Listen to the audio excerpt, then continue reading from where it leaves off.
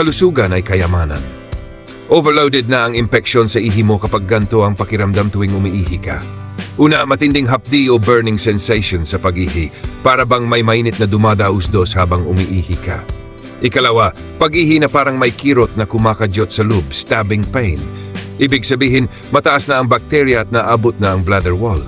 Ikatlo, kaunti lang ang ihi pero paulit-ulit at hindi mapigilan. Pilit inilalabas ng katawan ng bakterya kaya kahit wala nang lumalabas na ihi ka pa rin. Ikaapat, mabahong ihi kahit marami kang iniinom na tubig. Kapag amoy panis, amoy matapang o parang metallic, mataas na ang infection level. Ikalima, malabo, maputi-puti o may foam ang ihi. Senyales na may nana o white blood cells. Classic sign ng active infection. Ika-anim, biglang pagkirot sa lower abdomen habang umiihi. Suprapubic pain, ibig sabihin namamaga na ang bladder.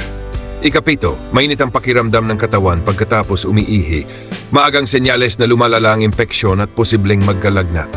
Ikawalo, pagkahilo pagkatapos umiihi o habang naihi, reaksyon ng katawan sa matinding pain at inflammation. Ikasiyam, pananakit ng likod o tagiliran, kidney pain, nangangahulugan na maaring umakyat na ang impeksyon mula sa bladder papunta sa kidneys. Delikado na ito at kailangan na ng agarang gamutan. Sa kabuuan, gas-gas at iritado na ang urinary tract. Isa na itong high-level UTI.